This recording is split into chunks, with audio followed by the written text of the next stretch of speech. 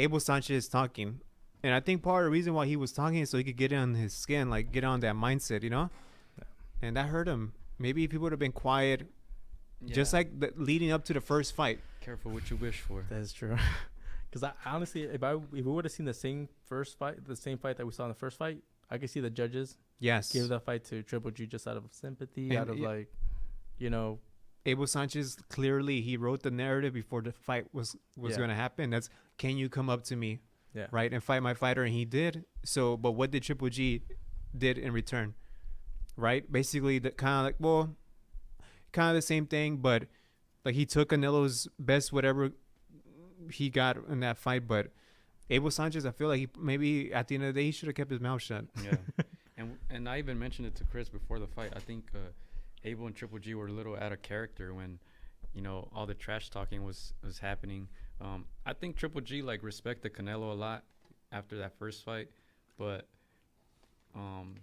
obviously they're running their mouth. Abel, saying that he ran, and yeah, I don't know if that was a good idea to, for Triple G, because Triple G's not that type of guy. to talk. And then also you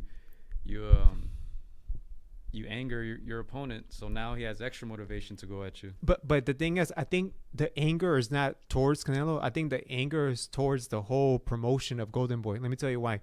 So when they were thinking about fighting, what's his name? Banis? Is that his name? Banis Yeah. Mm-hmm. for May 5th. Before that, there was two fighters on the line. Mm-hmm. The first one was Mungai. Mm-hmm.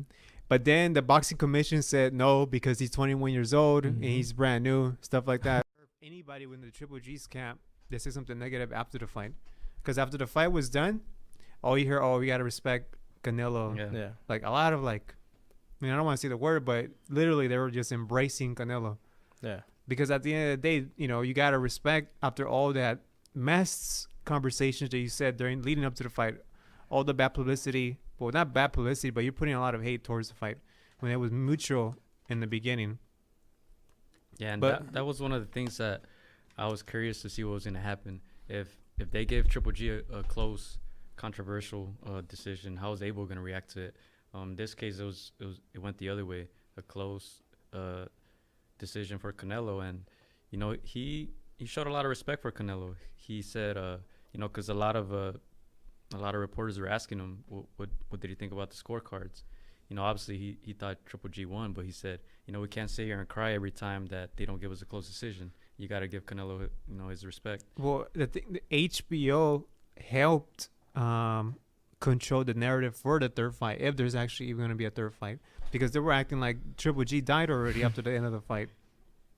Yeah. Because now Canelo could do whatever he wants. Even in the post-fight press conference, it was a very quiet conference. Triple G looked kind of sad, and then before he left, he's like, "Don't worry, I'll be back, guys." Yeah. Like this guy is not dead. Yeah. That's the thing.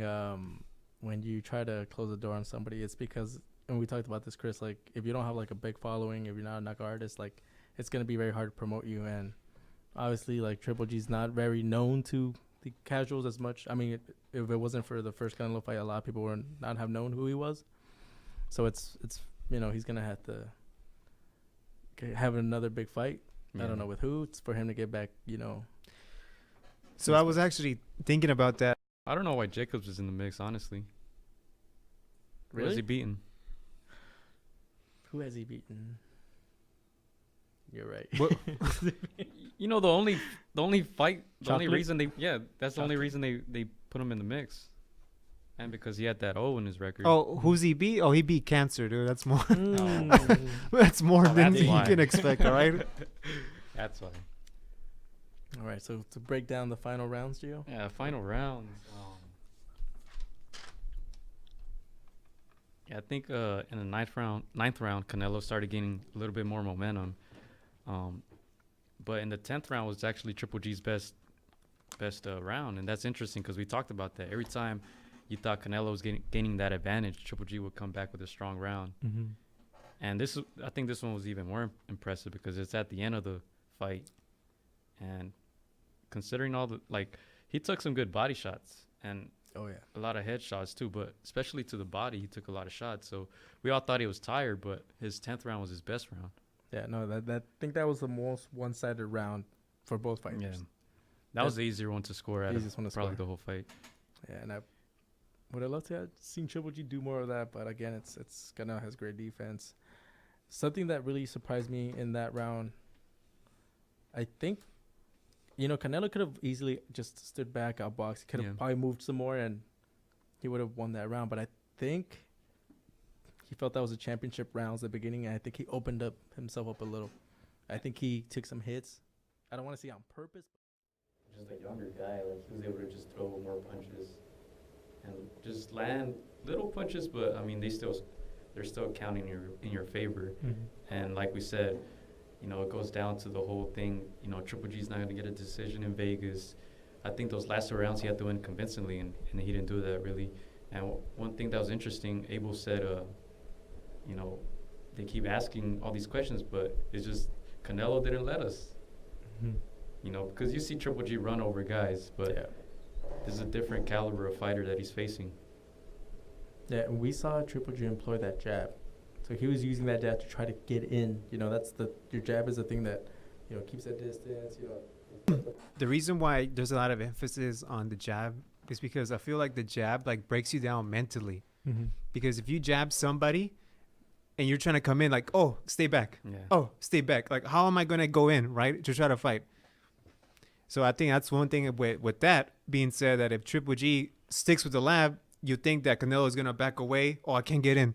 But he found his best punches when he came in, Yeah. fighting that jab, It's a lot of that head movement, And that was that waist. one of the things I mentioned before the fight. I feel like just Canelo's better at adjusting to the fight than Triple G is. Definitely. And Yeah. also, I think you mentioned this, Christian.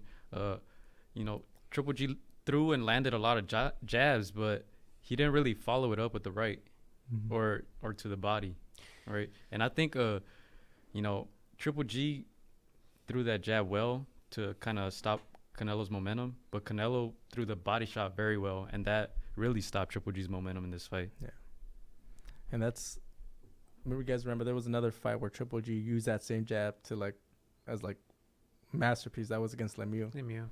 And this is a guy with power. You thought he was gonna, gotta be careful because Lemieux can land one and stun you, take you out. That didn't happen against Triple G, but with Canelo, he just that jab was still there, but Canelo found a way.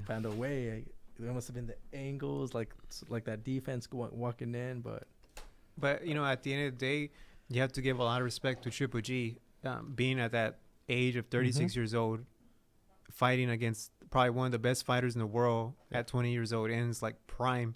So, we can only judge Canelo like 6-8 years from now, see who he fights, if there's a huge age difference. right. Exactly. But it's going to be hard, you know why? Because he's an A side. He can pick and choose whoever he wants, just like Mayweather. Yeah, and that's one of the things that I mentioned before the fight as well. To me, I couldn't see a Triple G winning, but I said if Triple G can pull this off, like, that's only gonna make me, because imagine him in his prime. If he would have fought guys like at this elite level, how much better he would have been. He's fighting the best fight of his career at 37 years old. If he was 27, just imagine how good he could have been. I mean, hey man, don't cry, dude. Triple G's still in the game, man. He is. Come on. It's not me. It's HBO that are trying to cast him out. Oh, we still have him under contract. Right. What do we do with him?